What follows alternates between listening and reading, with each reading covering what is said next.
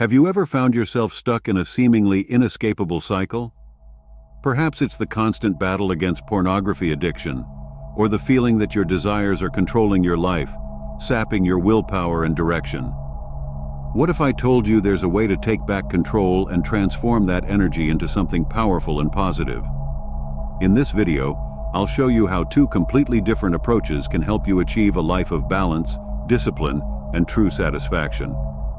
Stay with me until the end, as this might be the key you need to transform your life. First things first, let me introduce myself. My name is Layert, and if you're ready to revolutionize your life and elevate your energy to unprecedented levels, the Seaman Retention Success Path is the ultimate guide you've been waiting for. I've studied the 6 main themes of seaman retention and compiled all this knowledge into an audiobook over 2 hours long, filled with valuable information for your personal development. Get ready for a journey of self-discovery and growth that goes beyond the conventional. Imagine unlocking immense vital energy, restoring your vitality, and achieving deep, lasting personal development. This audiobook is more than just a source of knowledge. It's a master key that will open doors to a new level of fulfillment and success. And there's more. By purchasing the audiobook, you get a 30% discount on my exclusive ebook, The Art of Seaman Retention for Men, which contains over 20 pages packed with powerful techniques for your spiritual evolution, personal development, emotional balance, self-awareness and self-development, spiritual connection, and life purpose. I help people like you discover the true potential that resides within them. If you're seeking something more in life, now is the time to act. Don't miss the chance to completely transform your journey and achieve the success you deserve. I teach 2 paths of seaman retention, both with distinct approaches, DST retention and Ananda Brahmacharya.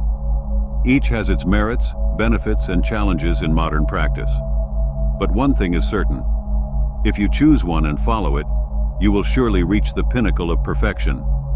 If you're struggling with pornography addiction or facing difficulties in life, following my God Mode approach for 6 months, combined with DST retention and lifelong abstinence, can transform this area of your life, allowing you to enjoy a healthy balance, including in your love life. Ananda Brahmacharya involves sublimating all sexual impulses in words, thoughts, and actions, channeling that energy towards higher spiritual and personal goals. This practice requires a firm commitment to overcome deep-rooted desires and social influences, but the rewards are equally intense. DST retention, on the other hand, is a disciplined approach to managing sexual energy through the moderation of ejaculation and the use of schedules. It's not about complete abstinence, but rather a balanced approach, allowing for occasional ejaculation while focusing on conserving and using sexual energy in creative and spiritual ways. This practice includes alchemical tactics to transmute sexual impulses into personal growth and enlightenment. The topics I cover within these practices vary significantly. In some videos, I teach dating tactics and how to achieve orgasm without ejaculation. In others, I talk about complete sexual abstinence and sublimation. This diversity is intentional, as God Mode is not for everyone, but everyone practicing retention needs guidelines and paths to follow. Personally, I follow both paths. When I'm not in God Mode, I follow DST retention and haven't broken my ejaculation schedule for over 6 years. Before that, I tried practicing retention, but didn't get far and was battling pornography addiction. After discovering Brahmacharya and using Swami Sivananda's sexual sublimation tactics, I managed to go over 90 days in God Mode on my first attempt and saw the divine potential of sexual sublimation. Anyone with a pornography addiction, which is most of us on this journey, can benefit from following a similar path.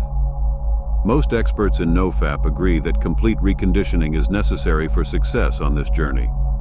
All I'm doing is taking that reconditioning a step further by adding sublimation to the equation. Building the habit of sublimation is crucial to gaining control over your mind, especially in the context of quitting pornography addiction. I don't like imposing anything on people, but I always encourage newcomers to NoFap to practice a good 6-month period in God mode for this reason. The process of masturbation starts with thoughts, and by consistently practicing sublimation for a good period, you can redirect and transform your sexual thoughts into productive activities. Over time, this habitual practice not only weakens the grip of pornography addiction, but also strengthens your ability to control your thoughts and impulses. Mastering sublimation allows you to maintain mental clarity and live a more disciplined and fulfilling life.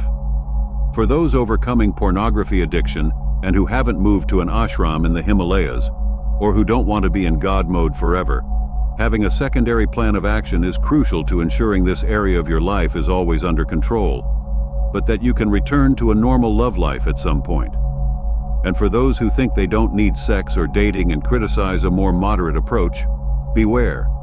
Spiritual ego is the worst kind of ego, and it can consume you before you realize it. Not everyone will follow the same path.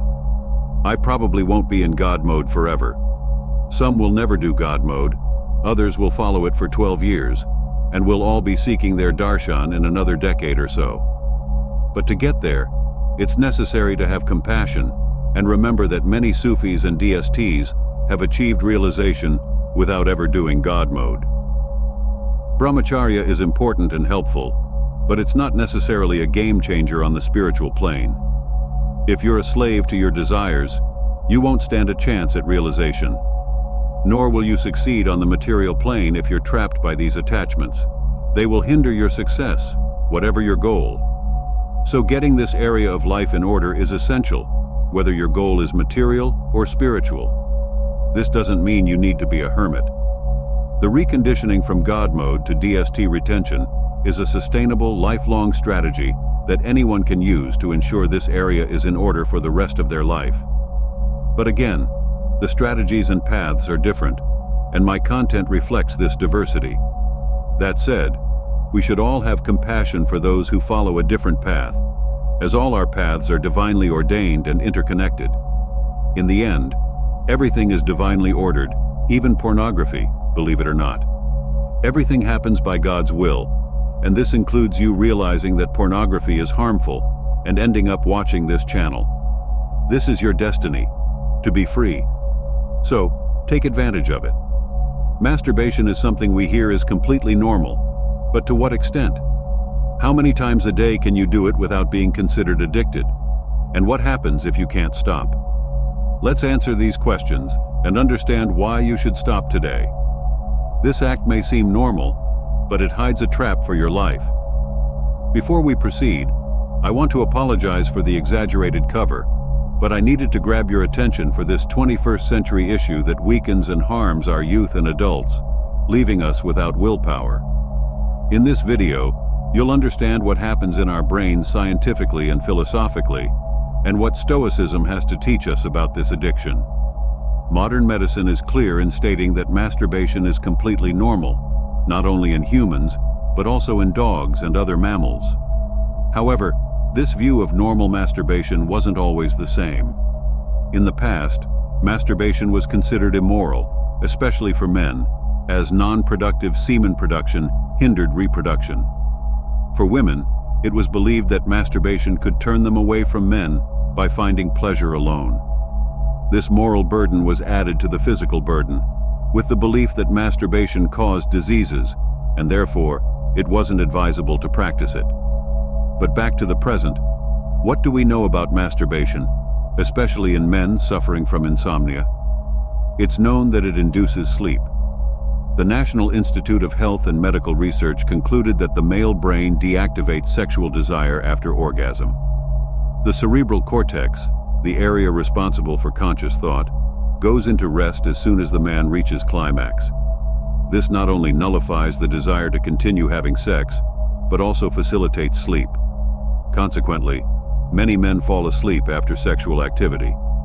But what's the problem? Where's the error? Well, hidden in one of its advantages lies a trap.